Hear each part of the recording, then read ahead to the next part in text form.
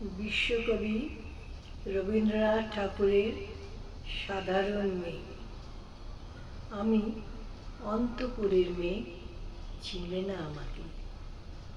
তোমার শেষ গল্পের বইটি পড়েছি শরৎবাবু, বাসি ফুলের মালা। তোমার নায়িকা এলোকেশীর মরণ দশা ধরেছিল ৩৫ বছর বয়সে। ২৫ বছর বয়সের সঙ্গে ছিল তার রেশারেশি। দেখলেন তুমি মহোদশয় বটে, জিতিয়ে দিলে তাকে। নিজের কথা বলি, বয়স আমার অল্প, একজনের মন ছুঁয়েছিল আমার এই কাঁচা বয়সের মায়া। তাই যিনি পুলক লাগত আমার দেহে, ভুলে গিয়েছিলেন অত্যন্ত সাধারণ মেয়ে আমি। আমার মতো এমন আছে হাজার হাজার মেয়ে, অল্প বয়সের মন্ত্র তাদের যৌবনে। তোমাকে দোহাই দিই, একটি সাধারণ মেয়ের গল্প লেখো তুমি। বড় দুঃখ তার স্বভাবের গভীরে অসাধারণ যদি কিছু তলিয়ে থাকে কোথাও, কেমন করে প্রমাণ করবে সে? এমন কজন মেলে যা তারা ধরতে পারে? কাঁচা বয়সের জাদু লাগে ওদের চোখে, মন যায় না সত্যের খোঁজে, আমরা বিকিয়ে যাই মরীচিকার দামে। কথাটা কেন উঠল তা বলি। মনে করো তার নাম নরেশ। সে বলেছিল কেউ তার চোখে পড়েনি আমার মতো। এত বড় কথাটা বিশ্বাস করব যে সাহস হয় না, না করব যে এমন জোর কই। একদিন সে গেল বিলেতে। চিঠিপত্র পাই কখনো বা, মনে মনে ভাবি রাম রাম, এত মেয়ে আছে সে দেশে, এত তাদের ঠেলাঠেলি ভিড়, আর তারা কি সবাই অসামান্য? এত বুদ্ধি, এত উজ্জ্বলতা, আর তারা সবাই কিনা আবিষ্কার করেছে এক নরেশ সেনকে। স্বদেশে যার পরিচয় চাপা ছিল 10-এর মধ্যে। গেল মেলে, চিঠিতে লিখেছে লিজির সঙ্গে গিয়েছিলেন সমুদ্রে নাইতে, বাঙালি কবির কবিতা কলাইন দিয়েছে তুলে, সেই যেখানে উর্বশী উঠছে সমুদ্র থেকে। তারপরে বালির পরে বসলো পাশাপাশি, সামনে দুলছে নীল সমুদ্রের ঢেউ, আকাশে ছড়ানো নির্মল সূর্যালোক।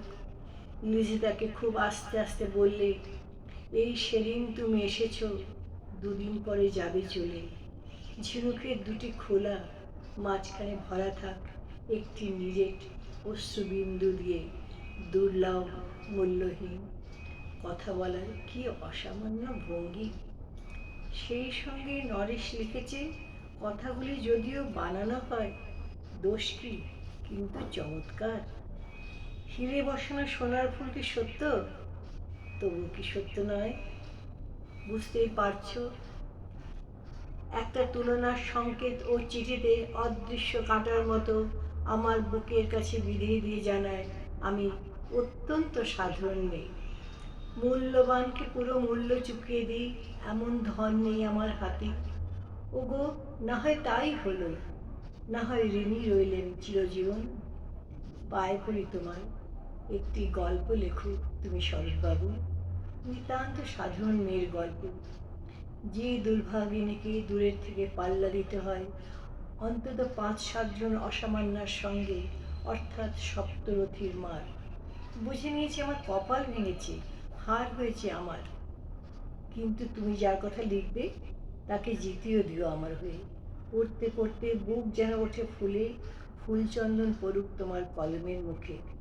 তার নাম দিও মালতী, ওই নামটা আমার, ধরা পড়ার ভয় নেই। এমন অনেক মালতী আছে বাংলাদেশে, তারা সবাই সামান্য মেয়ে। তারা ফরাসি জার্মান জানে না, কান্তি জানে। কি করে জিতিয়ে দেবে?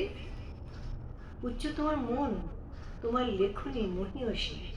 তুমি হয়তো ওকে নিয়ে যাবে ত্যাগের পথে, দুঃখের চরমে শকুন্তলার মতো।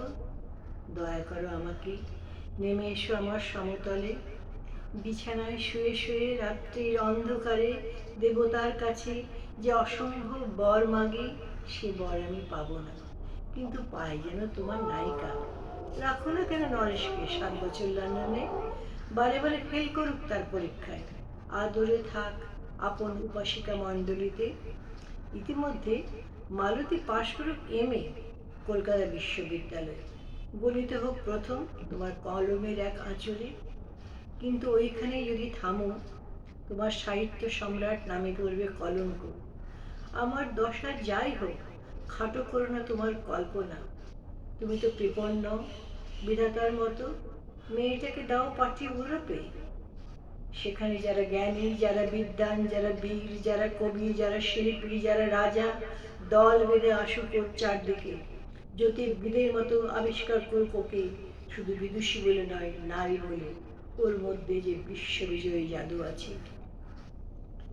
ধরা পড়ুক তার রহস্য, মোরের দেশে নয়, যে দেশে আছে সমজদার, আছে দরদি, আছে ইংরেজ, জার্মান, ফরাসি। মালতীর সম্মানের জন্য সভা ডাকা হোক না, বড় বড় নাম যারা সভা। মনে করা যাক সেখানে বর্ষণ হচ্ছে মুষলধারে চাটুবাক্য, মাঝখান দিয়ে সে চলেছে অবহেলায়, ঢেউয়ের উপর দিয়ে যেন নৌকার পালে। ওর চোখ দেখে ওরা করছে কানাকানি, সবাই বলছে ভারতবর্ষের সজল মেঘ আর উজ্জ্বল রৌদ্র মিলেছে ওর মোহিনী দৃষ্টিতে। এইখানে জনান্তিকে বলে রাখি, সৃষ্টিকর্তার প্রসাদ সত্যই আছে আমার চোখে। বলতে হলো নিজের মুখে। এখনো কোনো ইউরোপীয় অসভ্যের সাক্ষাৎ ঘটেনি কপালে। নরেশ এসে দাঁড়াক সেই কোণে, আর তার সেই অসামান্য মেয়ের দল। আর তারপরে আমার নোটে সাক্ষী মুড়লো, স্বপ্ন আমার ফুরলো। হায় রে সামান্য মেয়ে, হায় রে বিধাতার শক্তির অপব্যয়।